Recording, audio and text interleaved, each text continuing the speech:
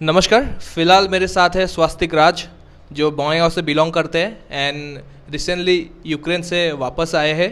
तो उनसे हम लोग जानेंगे कि जो हम मीडिया पे देख रहे थे और जो रियलिटी में हुआ है उसके बीच कितना अंतर है, और उसके बीच के बारे में हम लोग जानेंगे क्या क्या उन्होंने फेस किया है। सो स्वास्तिक, पहले आप अपना इंट्रो थोड़ा दीजिए हमारे ऑडियंस को। हेलो, मेरा नाम स्वास्तिक राज है और मैं कीव मेडिकल यूनिवर्सिटी में थर्ड ईयर का स्टूडेंट हूँ बेसिकली। एंड मैं बेसिकली आसाम से बिलोंग करता हूँ। एंड जब ये सब हुआ तब मैं कीव में ही था।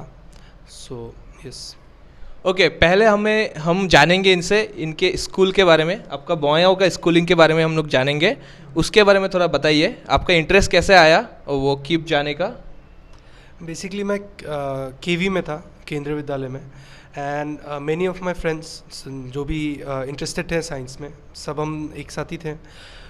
कुछ लोगों का यहाँ पे इंडियन मेडिकल कॉलेज में हो गया, सो एंड कुछ लोगों का नहीं हुआ। सो मैं फिर कोचिंग करने गया हुआ था। एंड वहाँ पे कोचिंग के वहाँ पे मुझे पता चला कि बाहर भी जा सकते हैं, ऐसा एक ऑप्शन अवेलेबल है। देन फिर मैंने उसका रिसर्च करना स्टार्ट किया। मेरे कोई भी बॉन्गाँव से कोई फ्रेंड नहीं गया था ऑलरेडी, सो मुझे कोई इन्फॉर्मेशन नहीं था। बट स्टिल मैंने अपने से ही रिसर्च किया एंड देन मैं डिसाइड किया कि ओके मुझे जाना है ये बाहर। ओके, एंड आपके नज़रिए से यूक्रेन एक कैसा देश है? यूक्रेन कह सकते हैं बहुत ही शांत देश है। लाइक बहुत ही सेफ प्लेस है पहले तो, एंड बहुत ही साइलेंट प्लेस है एक तरीके से। लाइक आपको जो काम करना है आप खुद करो, लाइक दूसरा कोई इंटरफेयर नहीं करेगा, इस वे में वो है। यूरोपियन स्टाइल कंस्ट्रक्शन है सब चीज़ वहाँ पे, तो ऑब्वियसली बहुत सुंदर है। यूरोपियन स्टाइल बहुत सुंदर होता है। यस। ओके, सो अभी जो रिसेंट का सिचुएशन है रशिया एंड यूक्रेन के बीच में, तो जो उधर पे प्रेजेंट सिचुएशन है वो कैसा है? प्रेजेंट सिचुएशन बहुत डिजास्ट्रस है, मैं ये कहूँगा, क्योंकि मैंने लाइक ये मेरा थर्ड ईयर था वहाँ पे। सो ऑब्वियसली मैंने 3 साल वहाँ ऑलमोस्ट बिताया है वहाँ पे। So like all of a sudden ये स्विच जो हुआ ये बहुत ही डिजास्ट्रस था मेरे लिए। बट एज आई सेड कि लाइक मुझे कुछ इन्फॉर्मेशन नहीं था वहाँ पे। हमारी इंडियन एम्बेसी हमें बोल रही थी बार बार कि निकल जाइए आप, लेकिन पहले भी रशिया का ऐसा हो चुका है। मेरे टीचर्स एंड एवरीथिंग सबको यही कह रहा था कि कुछ नहीं होना है, आप लोग आराम से अपना क्लासेस करिए। मेरे टीचर्स मुझे प्रेशराइज भी कर रहे थे कि आपको जाके कोई फ़ायदा नहीं है, आप अपना क्लासेस करिए, आपका हॉस्पिटल ड्यूटी स्टार्ट हो रहा है। मैं थर्ड ईयर में हूँ तो मैं हॉस्पिटल ड्यूटी स्टार्ट हो रहा था, इसलिए मैं नहीं आ पाया था इंडिया वापस।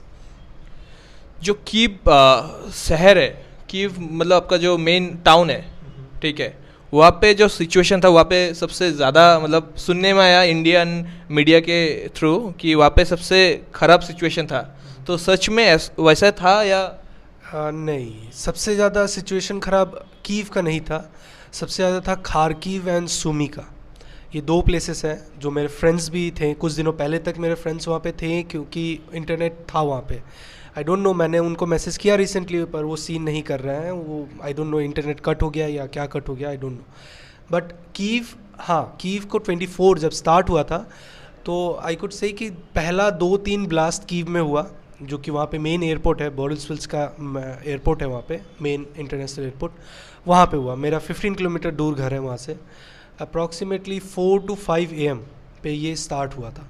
सो फर्स्ट पहला बम तो लाइक आई थॉट कि बाहर कोई कार स्टार्ट हुआ है। आई थॉट ये मजाक है, कुछ नहीं। मैं जस्ट नींद से उठा, मैंने अपना विंडो बंद किया एंड मैं फिर सोने चला गया। फिर सेकेंड एंड थर्ड जब ब्लास्ट हुआ then I got to know, and मेरे सीनियर्स ने मुझे कॉल करना स्टार्ट किया कि अटैक में है, हम अंदर अटैक है, बंकर की तरफ जाओ। फिर मैं उठा एंड मेरे घर वालों का कॉल आना स्टार्ट हुआ कि यस, ये न्यूज़ में दिखा रहा है कि स्टार्ट हो गया है। एंड देन मुझे पता चला बेसिकली कि ये सब स्टार्ट हुआ है। सो यूक्रेन का जो लोकेलिटीज़ है या यूक्रेन का जो गवर्नमेंट है उसने आपको कैसे हेल्प किया, एंड आप बॉर्डर तक कैसे आए, एंड उसके बाद इंडियन एम्बेसी ने कैसे हेल्प किया आपको? ओके, एक्चुअली लोकल बाद में आता है बेसिकली। पहले हम अपना इंडियन एम्बेसी का बात कर लेते हैं। तो इंडियन एम्बेसी एडवाइजरी पहले से दे रही थी, लाइक 10 दिन पहले से, 24 के 10 दिन पहले से दे रही थी। बट नॉन एसेंशियल लिख रही थी उसमें, नॉन एसेंशियल एंड स्टूडेंट्स जिसको ज़रूरत नहीं है वो जा सकता है। एंड क्योंकि हम थर्ड ईयर के थे तो हमारा लाइसेंसिंग एग्ज़ाम होता है यूक्रेन में, सबको नहीं मालूम है, उसे क्रॉक कहते हैं। सो हमारा रिसेंटली आफ्टर 2 मंथ्स हमारा वो लाइसेंसिंग एग्ज़ाम होता है, जिसके बिना हम वहाँ पे फर्दर हॉस्पिटल्स एंड एवरीथिंग में नहीं प्रैक्टिस कर पाएंगे. सो हमारे लिए बहुत ज़रूरी था वो चीज़, इसीलिए हम रुके हुए थे. I don't know about first year और second years, but third years के लिए ये इंपॉर्टेंट है. सो एडवाइजरी हम नहीं माने इस रीजन से. 24 को जब ये हो गया, सो आई थॉट कि लाइक जैसा मूवीज़ में देखा है ऑब्वियसली कि लाइक पता नहीं क्या होने वाला है. आई don't no, really don't know. मेरे सीनियर्स ने मुझे कॉल करके बोला कि वाटर एंड फूड, ये 2 चीज़ का स्कैरसिटी होने वाला है, एंड मनी का भी, क्योंकि ATM खाली हो जाएंगे. सो वी थॉट कि ओके ये बेसिक चीज़ें हैं. तो सुबह 4 बजे स्टार्ट हुआ एंड 2 घंटे मुझे लग गया समझने में कि करना क्या है. एट 6 और 6:30 मेरे फैमिली कॉल करना स्टार्ट कर चुकी थी. बट एट दैट टाइम मैं ग्रोसरी एंड वाटर का अरेंजमेंट कर रहा था. बेसिकली ग्रोसरी मैंने एक बार में अप्रॉक्सीमेटली 1 वीक का ख़रीदा था. 1 वीक का, लाइक हम 5 पीपल रहते थे अपार्टमेंट में.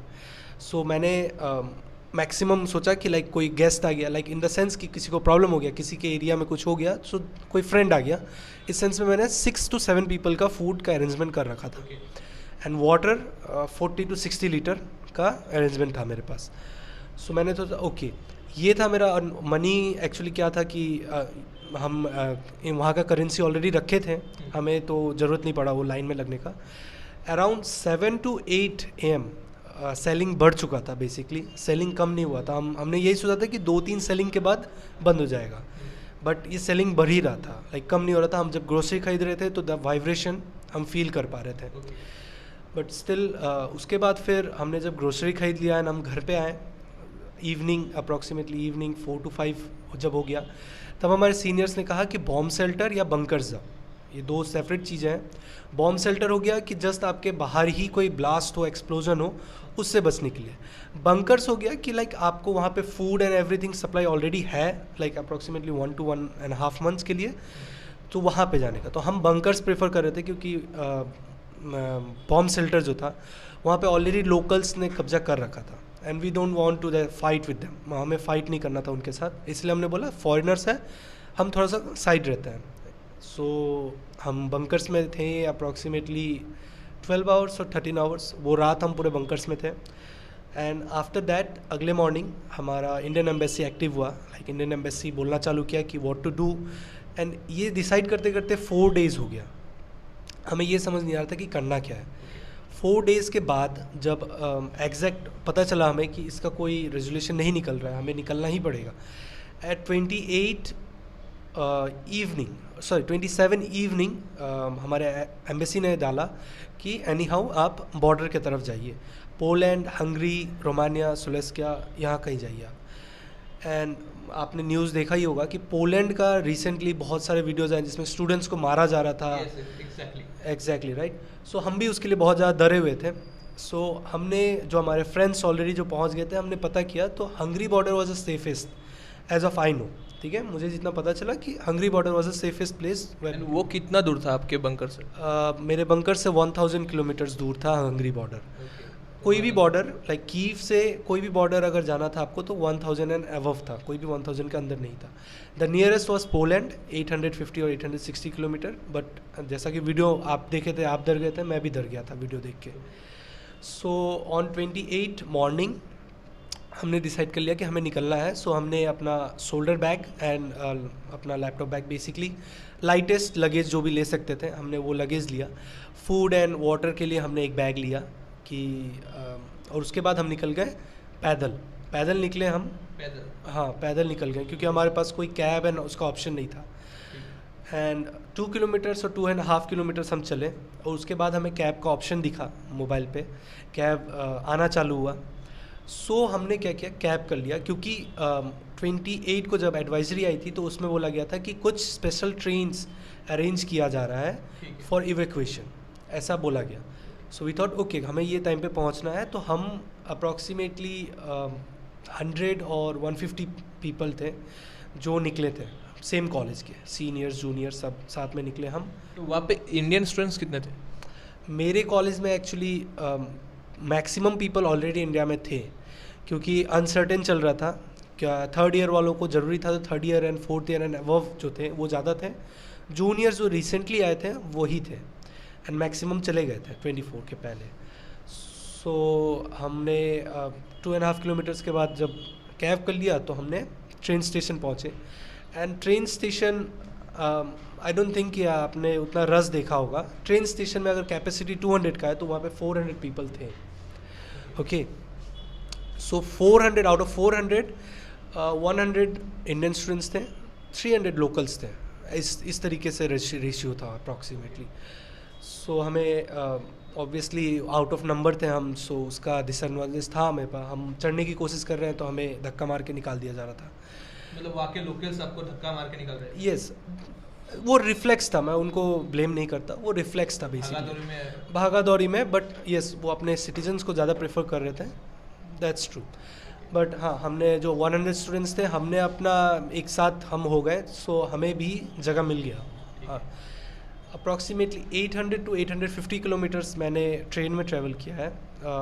8 to 9 आवर्स का जर्नी था वो। लवीव वेस्टर्न साइड में एक प्लेस है जो सेफ़ माना जा रहा था यूक्रेन के अंदर। वंस हम वहाँ पहुँचे तो वहाँ का कंडीशन वर्स था, क्योंकि अभी जितने भी ईस्टर्न पार्ट के थे, कीव, खारकीव, सूमी, सब भाग के लवीव ही गए हुए थे। सो वहाँ पे कैंप्स एंड एवरीथिंग था, free of cost, water, food, सब कुछ था ऑब्वियसली। सो हम जब लवीव पहुँचे तो वहाँ पे ट्रेन्स का कंडीशन और ज़्यादा बुरा था, क्योंकि ट्रेन मतलब अगर 10 ट्रेन आना है और उसका बुकिंग हो चुका है, आउट ऑफ दैट 2 और 3 ट्रेन आ रहा था। So the number of people जो 10 ट्रेन में डिवाइड होना चाहिए वो 2 या 3 में डिवाइड हो गए थे। सो हमें जगह नहीं मिल रही थी। हमने बहुत कोशिश की, हमें जगह नहीं मिली। सो हमने क्या किया, 60 पीपल का एक ग्रुप बनाया। अल्टीमेटली हमारे पास ऑप्शन नहीं था। एंड हमने बस बुक किया टू हंगरी बॉर्डर। हमने 250 किलोमीटर्स और 200 किलोमीटर्स अप्रॉक्सीमेटली बस में ट्रैवल किया, 3 आवर्स का जर्नी। एंड देन हम चॉप एक जगह है वहाँ पे पहुँचे। एंड आफ्टर दैट हम हंगरी बॉर्डर में एंटर किए। तो आप जब हंगरी बॉर्डर में एंटर किए उसके बाद का सिचुएशन? उसके बाद का सिचुएशन बहुत अच्छा था कंपेयर टू हंगरी बॉर्डर का, क्योंकि नॉर्मल सिटीजन जो थे वो बहुत हेल्पफुल थे। इवन हम लोग लाइन में लगे थे, 100 मीटर्स लाइन कवर करने में हमें 4 to 5 आवर्स का टाइम लग रहा था। इतना लंबी लाइन, मतलब इतना धीरे प्रोसेस चल रहा था। And only for foreigners mens, not girls. Girls was in favour. जितने भी वहाँ के मिलिट्री थे वो गर्ल्स देखते ही आगे कर दे रहे थे, रिगार्डलेस वो फॉरेनर है या वहाँ के सिटीजन। फॉरेनर मैन को उन लोग ने एक लाइन बना रखा था। मान लीजिए आप अगर यूक्रेनियन जो पीपल हैं वो 10 जन को जाने दे रहा है तो 1 या 2 फॉरेनर को जाने दे रहे थे, इस रेशियो में भेज रहे थे। कभी कभी वो भी नहीं भेज रहे थे। सो ऑब्वियसली मेरे फ्रेंड्स जो गर्ल्स थे वो निकल चुके थे हंगरी बॉर्डर, एंड हम 4-5 घंटे तक लाइन में ही लगे रह गए। बट हाँ, उसके बाद वंस हमने हंगरी बॉर्डर क्लियर किया, after that it was smooth. Indian embassy Hungary border पे थी, लाइक जैसे हमने हंगरी एंटर किया वहाँ पे बेस्ट अरेंजमेंट कर रखा था, वाया बसेस, ट्रेन्स, सब कर रखा था, सब कुछ फ्री था हमारे लिए। तो हमें बोला गया कि जैसे भी आपको अच्छा लगे आप जा सकते हैं। एंड वंस उन्होंने रिसीव कर लिया उसके बाद तो the best, it was the best. Basically 3 star 4 star hotels book किए हुए थे, हॉस्टल्स जो कहते हैं, जो ट्रैवल हॉस्टल्स होते हैं बाहर, वो सब बुक किया हुआ था सब कुछ। सो काफ़ी अच्छा अरेंजमेंट कर रखा था। सो अब तो आप आ चुके हो बोंगईगांव। सो आप इंडियन गवर्नमेंट या असम गवर्नमेंट एंड लोकल जो एडमिनिस्ट्रेशन है उसने आपको लेके क्या सोचा है, एंड उनसे आपका जब बात हुआ है उन्होंने आपको क्या बोला है? पहले तो लोकल अथॉरिटी जो हमारी डीसी मैम है उनसे मैंने कल मिला था बेसिकली। सो मैम ने बोला कि इंटरनली कुछ बात चल रही है हायर अथॉरिटी के साथ, दिल्ली एंड एवरीथिंग के साथ चल रही है। सो उन्होंने बोला कि लाइक उन्होंने अपना नंबर दिया एंड उन्होंने बोला कि कुछ भी हेल्प चाहिए हो सो डायरेक्टली मुझे मैसेज या कॉल करो and I will definitely help you. And मुझे कोई इन्फॉर्मेशन आती है फर्दर तो मैं आपको बता रही हूँ। सो ये तो लोकल अथॉरिटी मैम ने बहुत मेरा एक ये एनर्जी डाल दिया मेरे अंदर कि लाइक कुछ हो सकता है, आई डोंट नो। एंड अभी जो गवर्नमेंट का IMF जो इंडियन मेडिकल एसोसिएशन है उन्होंने भी लेटर डाला है PM को, एंड NMC जो नेशनल मेडिकल एसोसिएशन है काउंसिल है, उन्होंने भी कुछ रिलैक्सेशन दिया है जो 6 ईयर कंप्लीट कर चुके हैं, अभी तक उसी का ही रिलैक्सेशन आया है। हमारे लिए जो ऑलरेडी स्टूडेंट्स हैं जो 3rd ईयर एंड अबव या फिर 1 to 6 ईयर के बीच में, उनके लिए अभी तक कुछ नहीं आया है। सो आई एम होपिंग कि कुछ आए रिसेंट डेज़ में कि मुझे क्लियर हो पाए कि मैं क्या करूँगा आगे। ओके, और एक क्वेश्चन पूछना चाहूँगा कि आपने जो फेस किया है उससे आपके अंदर मेंटली और फिजिकली क्या इम्पेक्ट पड़ा है, mentally specially? Mentally like such बोलूँ तो काइंड ऑफ थोड़े दिन के लिए मुझे फोबिया था, ठीक है, थोड़े साउंड्स फोबिया थे मुझे। Sounds phobia not in the sense कि लाइक कुछ भी हल्का सा आवाज़ होता था तो ऐसा। हम जब हंगरी में थे, हम 4 या 5 डेज़ के लिए हंगरी में थे, सो वहाँ पे एम्बुलेंस भी जाता था तो हमें सायरन लगता था वो। सो इस सेंस में हमारा थोड़ा सा डर बैठ गया था, क्योंकि यूक्रेन में ऐसा था, कीव में, कि जब भी सायरन बजे you have to run bunkers की तरफ या बॉम्ब शेल्टर की तरफ, क्योंकि वो इंडिकेट करता है कि अटैक होने वाला है, प्लेन्स या फिर बॉम्ब लॉन्च हुआ है, ये बताता था। सो ये थोड़ा सा मेंटली थोड़ा सा ये हुआ था, बट नाउ इट्स गुड। जब होम आया तो अच्छा लग रहा है, अब सही है। जो अभी स्टूडेंट्स है जो बाहर जाके पढ़ना चाहता है एंड दो अंदर से डरा हुआ है, तो उनके लिए आपका मैसेज क्या रहेगा? वेल मैं कहूँगा कि ऐसा कुछ इशू नहीं है, ठीक है। ये like once in a blue moon वाली बात है।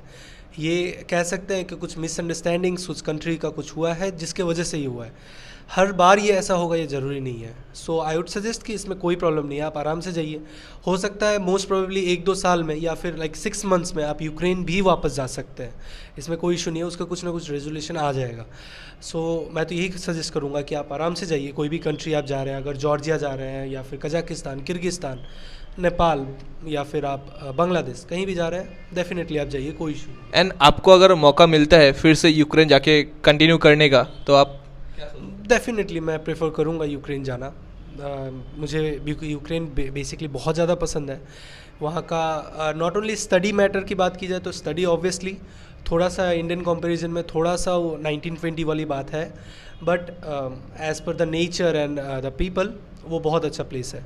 सो मैं डेफिनेटली चूज़ करूँगा यूक्रेन का, अगर हमारी गवर्नमेंट कुछ अल्टीमेटली इंडिया में कुछ रेजोल्यूशन हमारे लिए निकाल लेती है। So definitely India is my home town, basically India is my motherland. So मैं बेसिकली चूज़ करूँगा India, but yeah thank you so much, आपसे बात करके बहुत अच्छा लगा एंड हम पूरे आई लव बॉय टीम के तरफ से आपको शुक्रिया अदा करते हैं इतना अच्छा समय देने के लिए आपका। So thank you so much.